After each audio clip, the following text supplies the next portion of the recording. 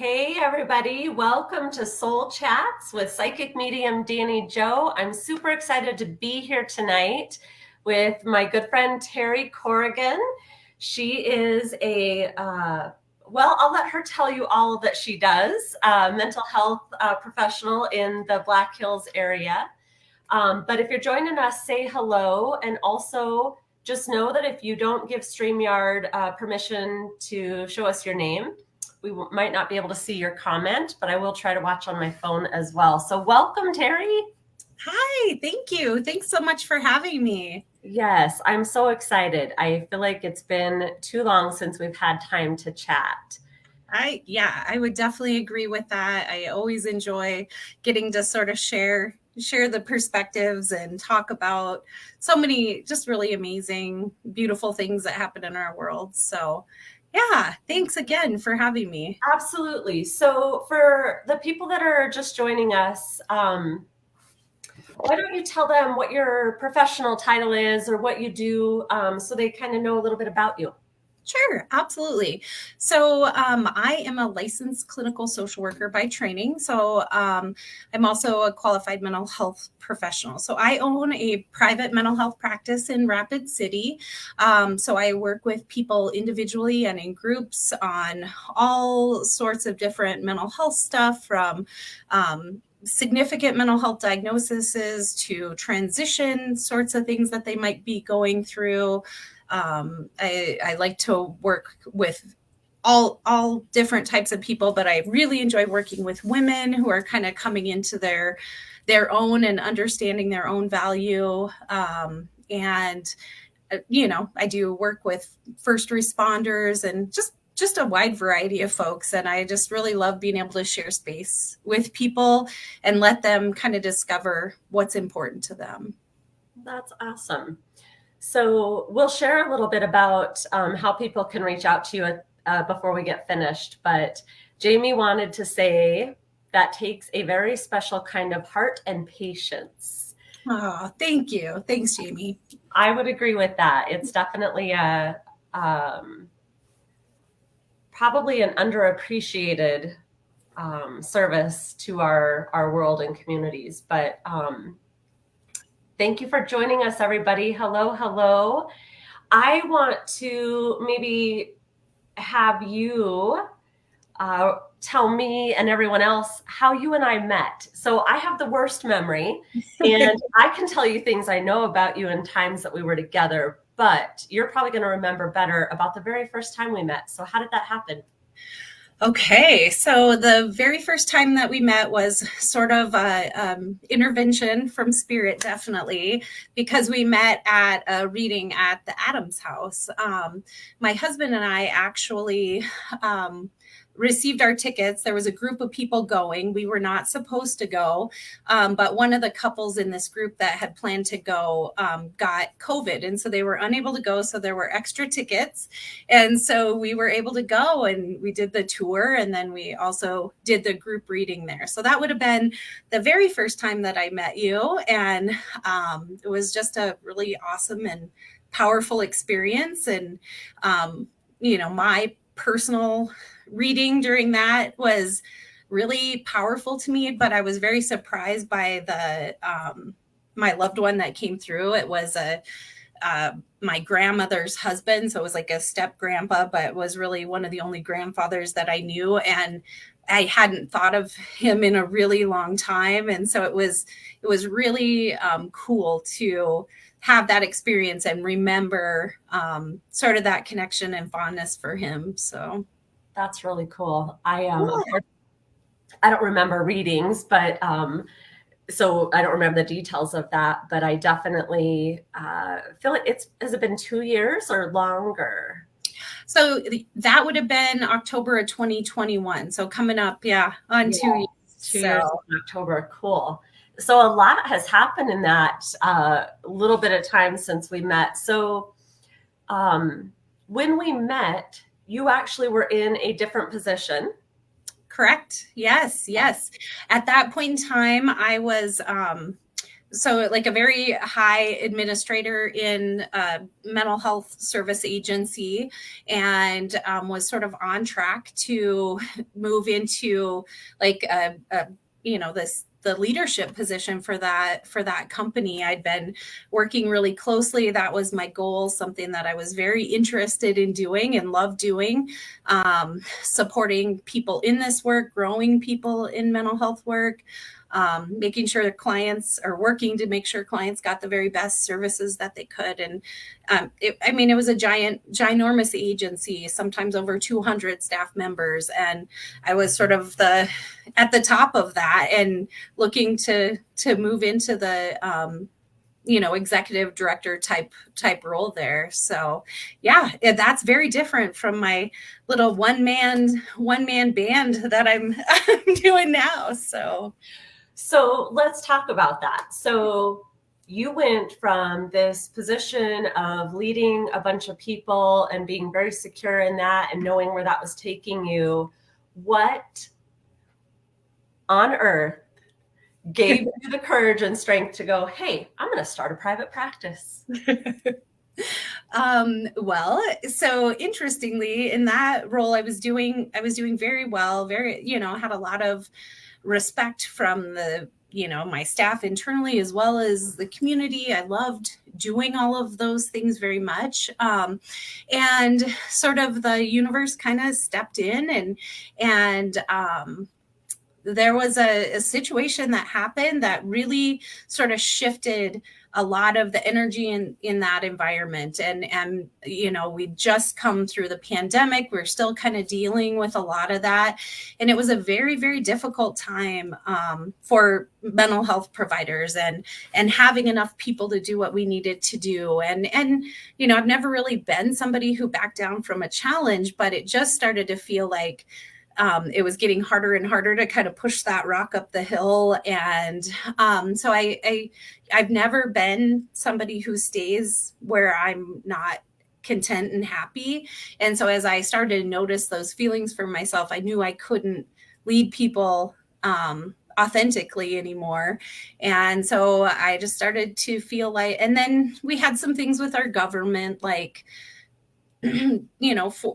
basically forcing people to take vaccinations that they weren't comfortable with. A lot of young childbearing age women work in that field, and a lot of people weren't super comfortable with having to take vaccines and some of that sort of stuff. So it just really got very uncomfortable for me to stand and be like, nope, the federal government payment systems requiring that in order to not be penalized in your funding, that you have to have these. And so if you remember those vaccine mandates, it became really, and so for me, it became sort of an ethical and moral conflict to make people do things they didn't want to do. And so that's really when I was like, I can't do this. I love this work, and I have always been very committed to it, but at that point it didn't feel like that was the right place for me anymore. And so I started thinking about what else I might like to do. And if you would have asked me after I got my master's, I did clinical work in my training, but always sort of I was the first program manager for our 24-hour crisis center in Rapid City. And it was the first ever place where people in a mental health crisis could go of their own fruition. So they weren't forced there or committed there. So I did a lot of that kind of work. And it was the first time ever I was like, this isn't a fit for me anymore. So just started to think about it. But the reason why I went off track there is it was definitely like I would have never said, oh yes, private practice, that would be the thing for me. And suddenly that seemed a little bit more feasible and interesting.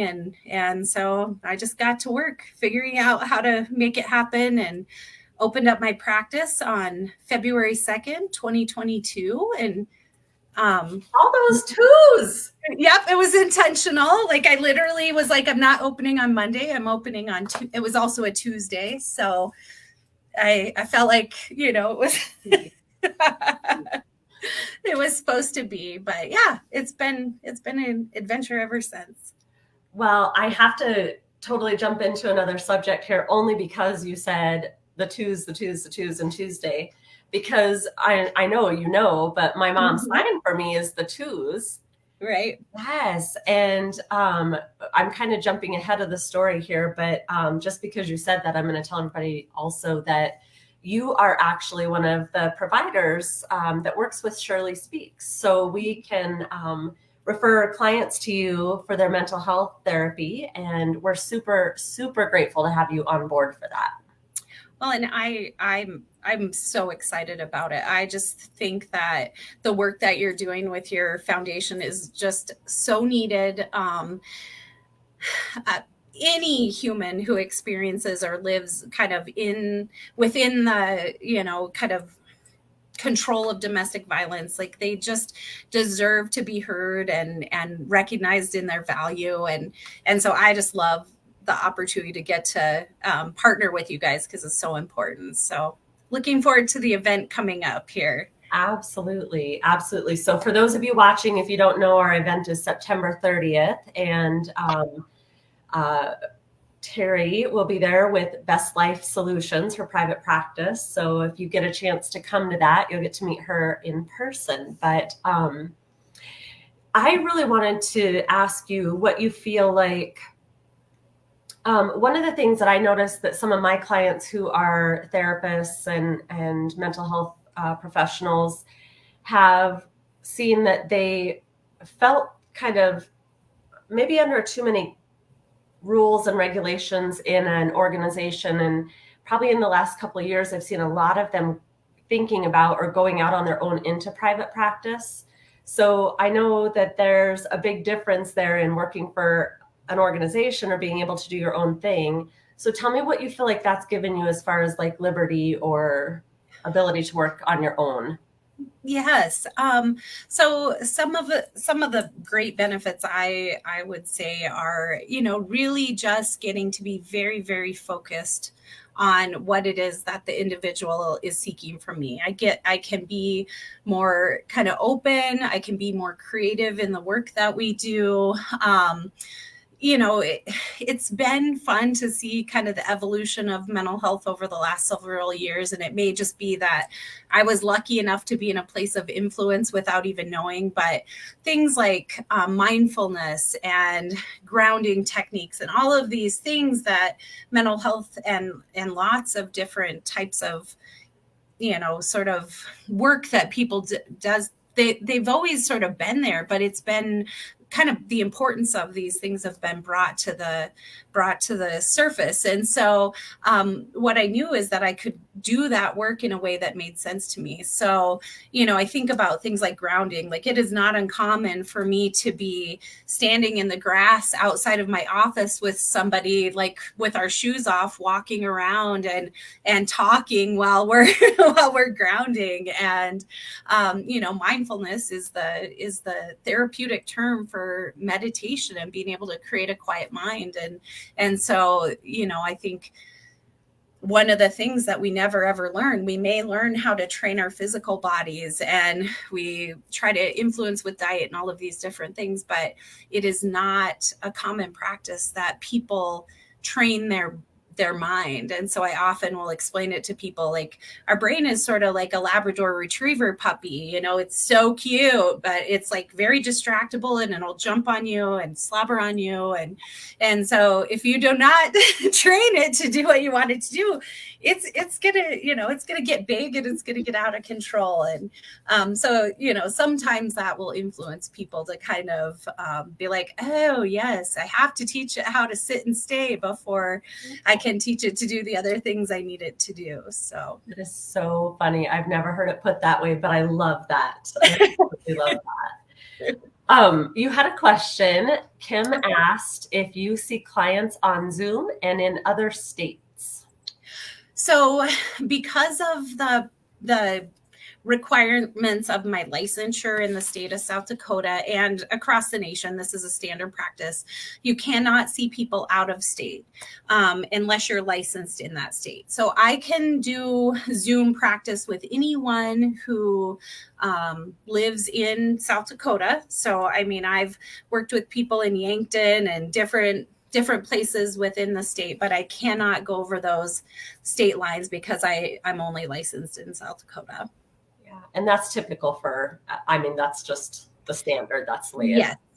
Yep. And that's, that's a protective thing. They were a little more flexible with that during COVID when things really were very stressful, and a lot of people were experiencing anxiety and depression in numbers that had never really been, and maybe voicing it more than had historically been noted. And so things were a little bit more flexible at that time, but they have really kind of come back to definitely the licensure stuff. And that's really not anything you want.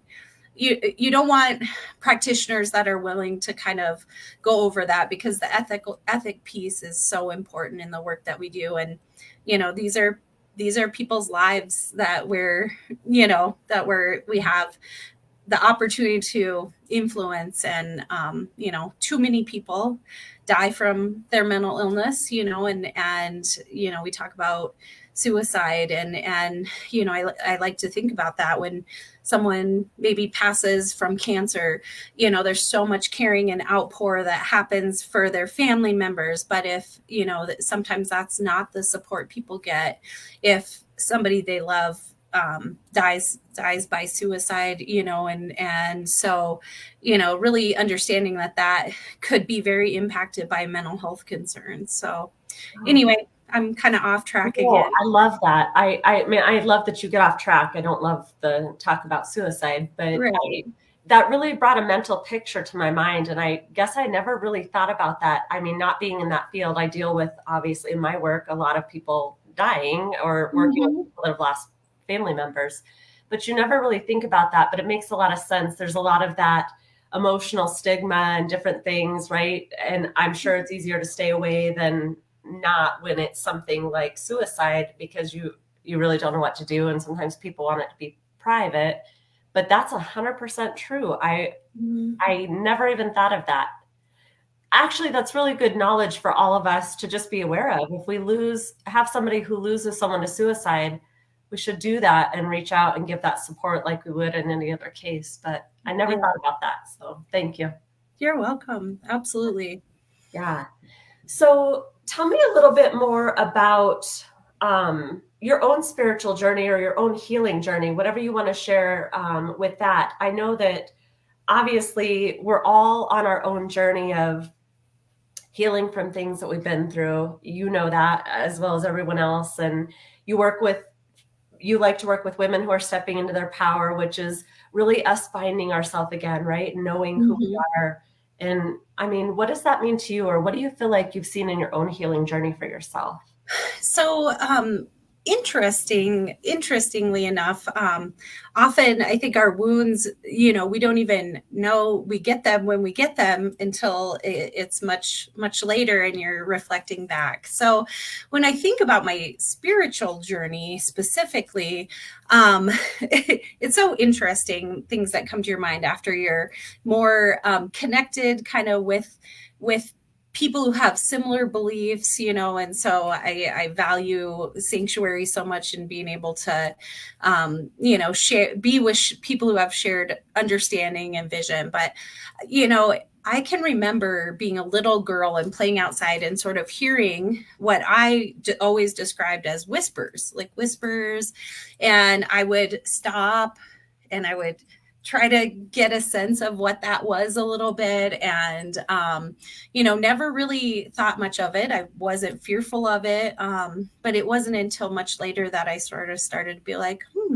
I wonder what this is a little bit. But, so, spirit has knocked on my noggin a couple of times over my life. And it's interesting. It almost always is directly after I've completed something that was really important to me. So after after my undergraduate degree, I had started into investigating and learning a little bit more about, signs and connection to spirit, and even like earth magic and different pieces like that. And I was very interested in it and spent quite a bit of time kind of attending to it a little bit. I would say that I was growing in that way. And with shortly after that, of course, I got busy being a 20-something-year-old kid, and sort of moved away from that. And then within a year or so, and I don't connect this, so it just sort of the timeline, but I had a very close friend of mine who died by suicide. And as a young professional working in human services, it was very, very shocking to me and hard on me. And there was a lot of it was difficult. It felt like there was a lot of blame from our peers, that the people that were closest to this person, that we didn't see more or know more, a lot of self kind of guilt about that. And so I think that was definitely sort of a turning point in my life. It was a major event, and caused a big shift in my career path. I actually left not human services per se, but more of the mental health direct service stuff that I'd been doing. I actually went to school for massage therapy, and I was a massage therapist for a very, very short amount of time.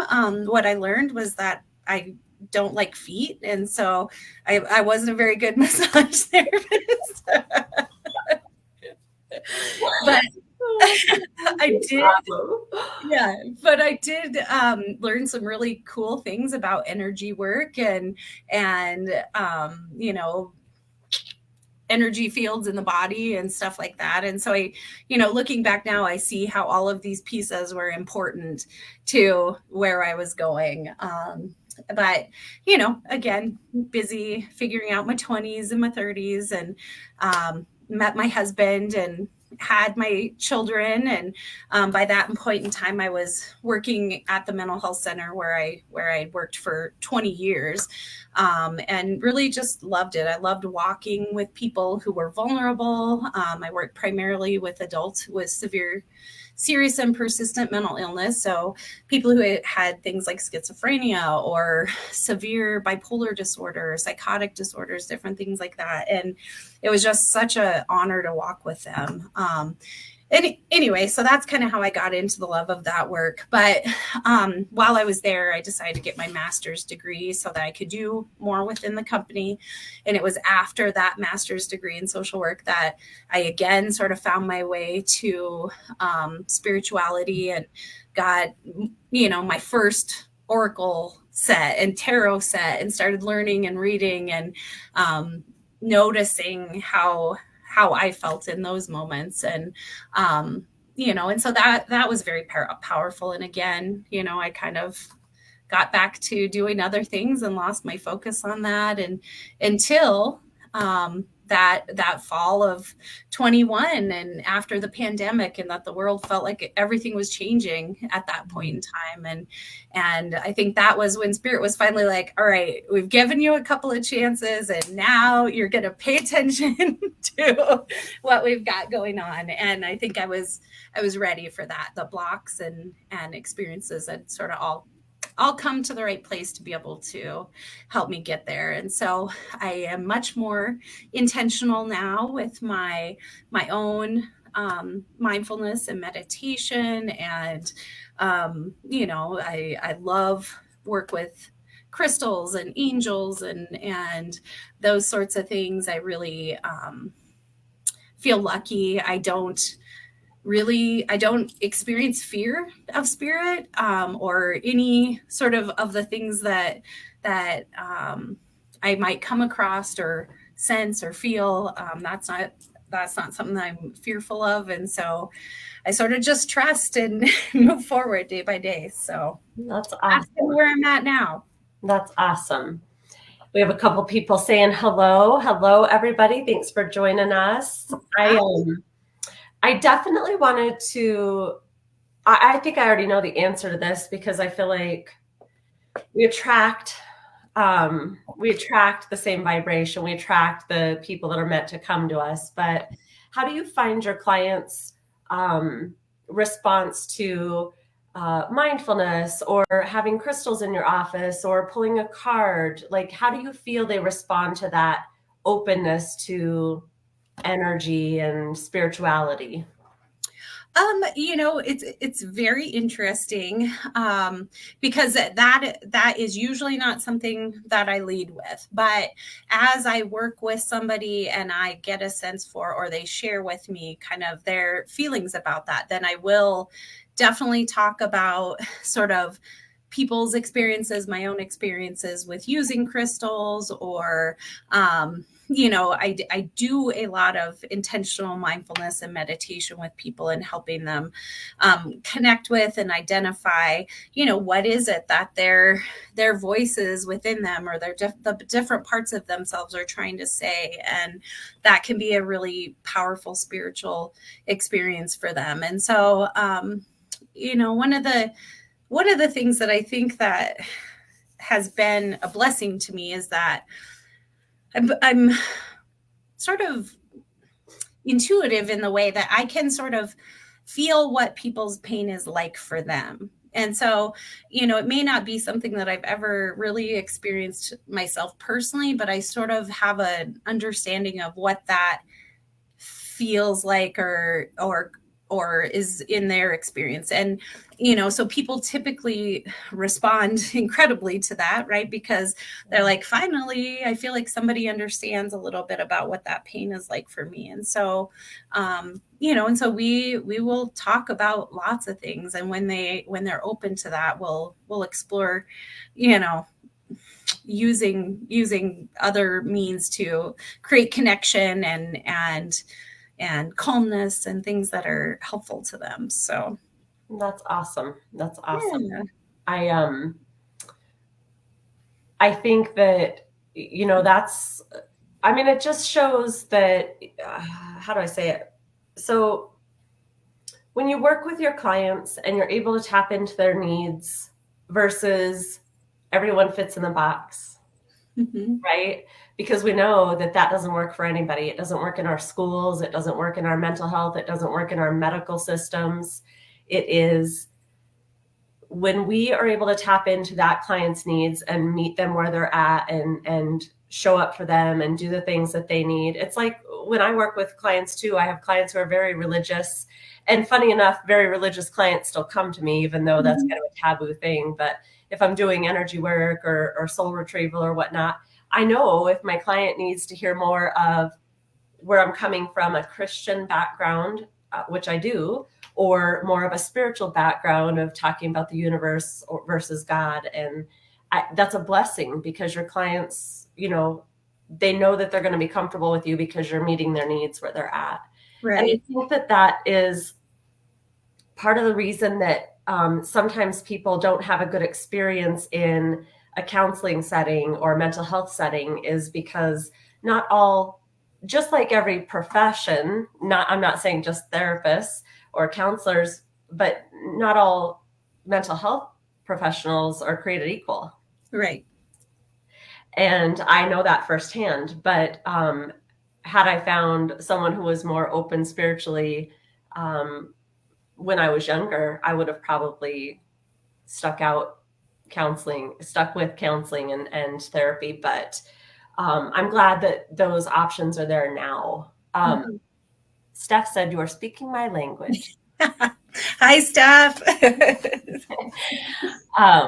Yes, it is awesome to see how it has transformed the level of healing and therapy. Absolutely. And I know you and I were just chatting before we came on too, and I don't think you would mind me sharing this, but I feel like we've worked with a few of the same clients, only because when you work with people who are going through grief, sometimes they end up in my office as well.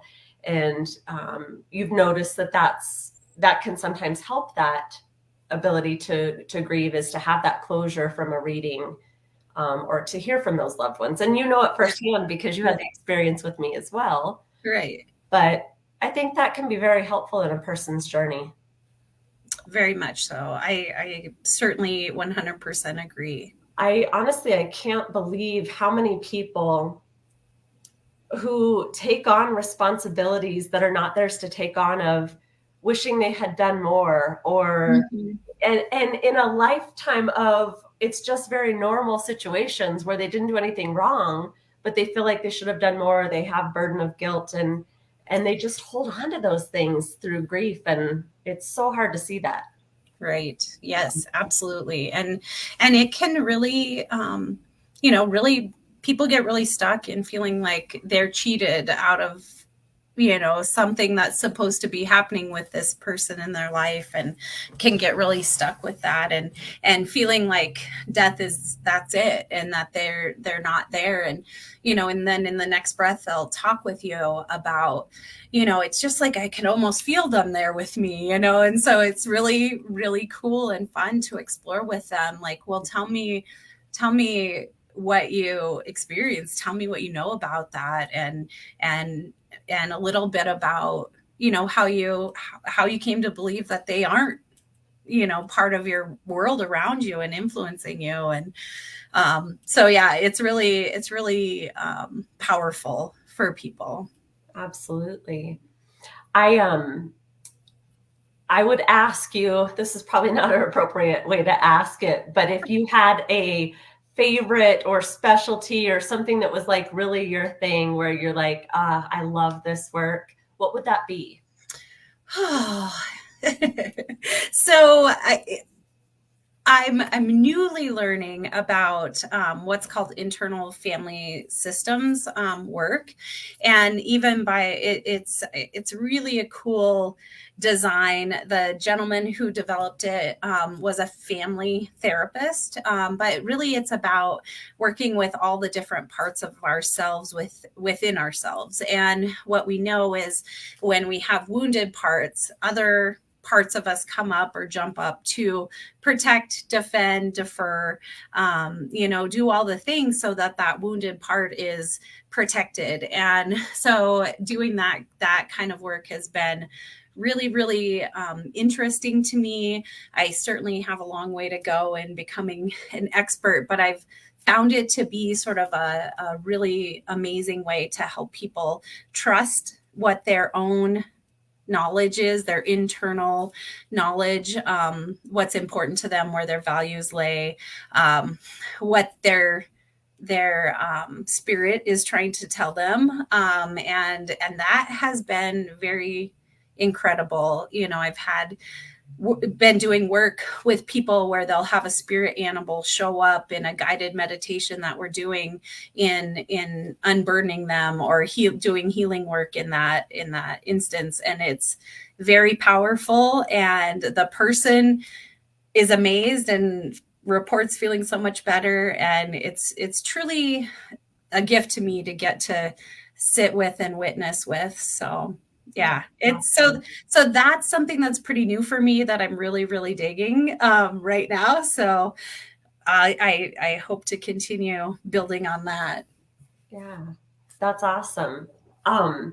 So while we have everybody on board here kind of watching, why don't we tell them, first of all, where you're located, if you have a website, how they would get in contact with you, and whether or not you're even taking new clients, right? So share a little bit about that. All right. Well, I am located here in Rapid City. I'm kind of right in the middle of downtown, kind of in the gap areas where my office is. I do have a website. It's www.bestlifesolutions.net. So my business name is Best Life Solutions. And so you can certainly check me out there. If you look my name up on Psychology Today, you'll find a profile there that has contact information. But my phone number at the office here is 605-389-3302. And then my email is just Teri, Teri, at bestlifesolutions.net. So I think those are all you could probably send like a little telepathic message. I might get it. I don't know. There's a lot going on up here most of the time. But if I do quiet my mind and stop letting my Labrador Retriever puppy go all over where it's not supposed to be, then maybe that would work. That's awesome. Well, I believe when Brooke puts our podcast up with information, she will probably put those links up too. So they should be out there. But anybody that's watching now can definitely have that information. I was just wondering that somebody said about your intuition, I'm guessing. So anything else you want to share with anybody about healing or mental health or? I think I hope that people are listening to that little voice inside of them. I think that for me has always been sort of a guide for me, and trusting in that. Again, I'll often joke with my friends and family that I'm not very good at being miserable. And so I work pretty hard to not do that. But I just think our world, society is so busy telling everyone how they should be or what they think they should be doing. And, there's a lot of shame and a lot of blame and things that happen. And so people get away from listening to that, that guide inside, that spirit voice, the things that tell you what are right for you. And so, I always just really encourage people to trust that voice and, find somebody that you can be real with. If you think about, usually there's not a lot of people that have people in their life that they can be 100% completely honest and vulnerable with, because everyone has an emotional investment in them, their family members, their friends. Obviously, they want what they think is the best for them. So being willing to seek out somebody for therapy can be a very different experience, because it should really be a person that's 100% there to help you make sense of what is right for you. So, yeah. Awesome. I appreciate all of that wisdom and knowledge. I think it's funny. This is a funny side note. I have clients who will sometimes come to me, and obviously everybody knows that I do readings and life guidance and healing work and whatnot. If you're watching this, you probably know all of that about me already, but I will have people who will be sitting across from me and they're telling me some things, and then they'll look at me and they'll be like, I'm so sorry. I don't mean this to be a therapy session. And I laugh, and I'm like spirit knows whatever you need, right? If that's what you need here, this is a safe space for you to do that.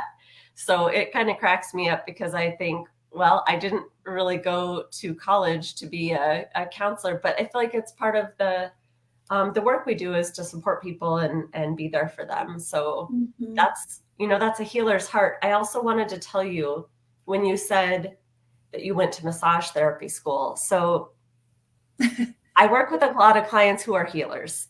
People that are healers at heart are meant to do healing work in this lifetime. They want to heal other people. They feel that obligation to help people heal, teach them how to heal, so on and so forth. Many of those people go into mental health fields because they're a healer. Then sometimes they get stuck because they're stuck under an organization and they don't feel like they can do what they want to do with their clients. And that's why I saw so many people kind of going into private practice. However, then the other field is massage therapy. And you did both. Yeah. Just shows the funny nature behind that people who are healers, they're going to be mental health therapists, they're going to be massage therapists, they're going to be nurses, they're going to be CNAs, they're going to be hospice, they're going to be all those fields where they can really try to get hands-on with a person, but a lot of times they haven't opened up and tuned into the spiritual side of them that is calling to them. Right. So when you can combine both of those, gosh, you're truly living in your purpose. Yeah, it's really a powerful thing that sort of, if you're really intentional and reflective about all the pieces that happen in your life. And I'm kind of a there are no accidents type of person. Like, I just believe that the things that happen for a reason, even so much as I might find a penny on my couch cushion, and like my logical brain also would be like, oh, it must have fallen out of somebody's pocket. No, if I see that penny, I'm like, thanks, spirit, I needed that. And it's just like signs are super, definitely something I've learned lots more about and paid more attention to. But I was always impacted by those throughout my life. I just didn't realize exactly what they were. Like, I couldn't say, oh, that was a sign, thanks, thanks, spirit. And that part of being able to recognize that has come later. But I think I've been, definitely blessed and guided in the fact that I noticed, but I didn't necessarily connect it to what it was at that time. But I wasn't ever somebody that fought against signs or nudges or guidance or, those sorts of things. So it's been really, really powerful to learn all the things that I've have in the last couple of years around spirituality and growing my own connection and my own journey, and, having really cool conversations about things like spirit guides and archangels and, earth energies and, all of these things. I just love it. And I think people will feel more grounded and connected to themselves if they allowed themselves to trust that. So, yeah, that's amazing. Yeah. Well, I thank you so much for being here with me tonight. This has been such a joy to have this time together. And again, if you guys are watching, bestlifesolutions.net is her website, and she's in Rapid City. So also, if you're in the area, come out September 30th to our Shirley Speaks event, because Teri will be there with her business. And I really appreciate the opportunity to work with you and share your love and light with everybody watching tonight. Yes, thank you. Thank you, Dani Jo. And thank you, everyone, for tuning in. It's been such a pleasure to sort of be able to talk and share the story. So thanks again. Yes, thanks for joining me. And you guys, thanks for watching. Thanks for the questions. We love and appreciate you, and have a beautiful night.